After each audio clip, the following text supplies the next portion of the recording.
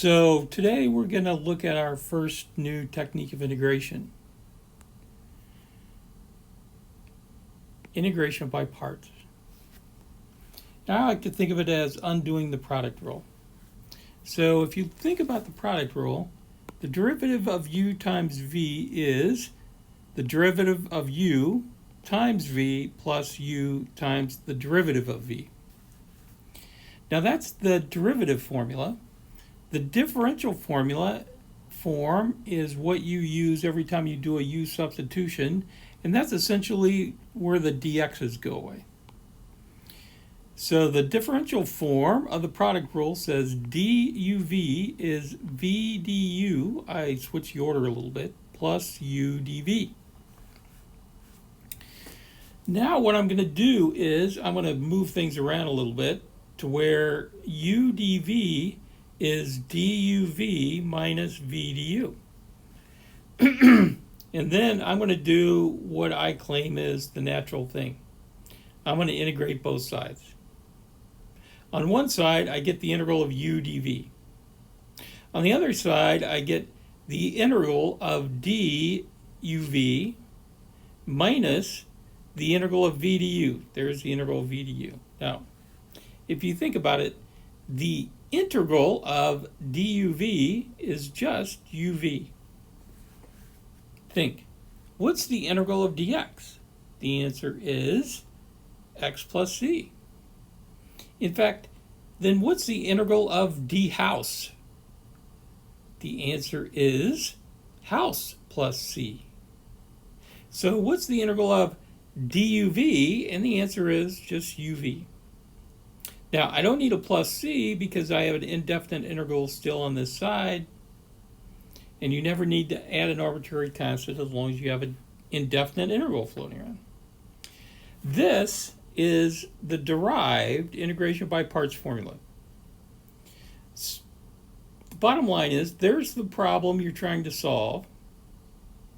Hopefully, you can get this integral in terms of this other integral that you know how to do. But if this is what you start with, you have to decide what you're going to let u be, and then dv has to be everything else. Now, I'd like to say choices for u are usually polynomials, or if they're two transcendental functions, it's one of those transcendental functions.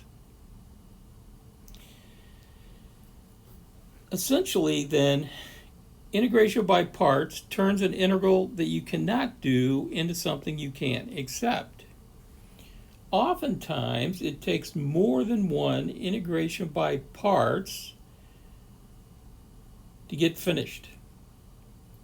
All right, and now my hint, if you see a polynomial, that's what you're going to let u be, and dv's got to be everything else.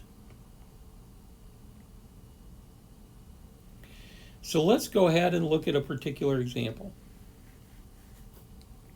Suppose this is the integral that I want to do. Now my claim is you cannot do this integral without integration by parts. All right, there's my polynomial, so there's my hint. Let u be 2x. du is 2x dx then, just like you're doing a u substitution. Now, if u is 2x, remember, in the integration by parts formula, dv has to be everything else.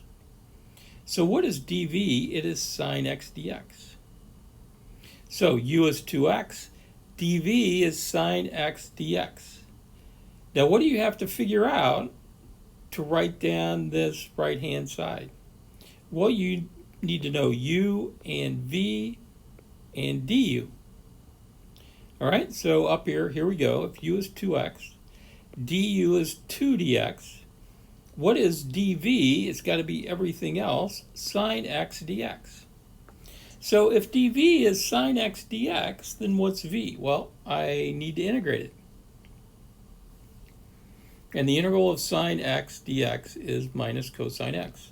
Now you might think minus cosine x plus c, but eventually I'm going to add an arbitrary constant at the very end anyway, so all I need is one antiderivative here, and there it is.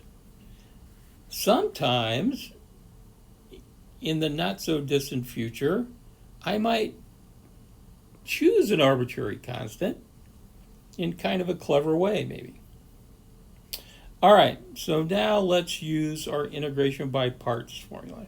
So the integral of 2x sine x dx is uv, what's u? 2x, what's v? Minus cosine x. So uv minus the integral of v minus cosine x du, which is 2x dx. Now when you clean things up, minus a minus becomes a plus. This 2 comes all the way out. And what I get is minus 2x cosine x plus 2 times the integral of cosine x dx. And now, lo and behold, I've taken an integral I cannot do, and I've turned it into an integral I can do, because the integral of cosine x dx is simply sine x. So there you go. The integral of 2x sine x dx is minus 2x cosine x plus 2 sine x plus c. And I claim I have undone the product rule. Like I said above, you should be warned that sometimes you're going to have to do repeated integration by parts to eventually get this into a form that you can integrate. And I think I'm going to stop right there.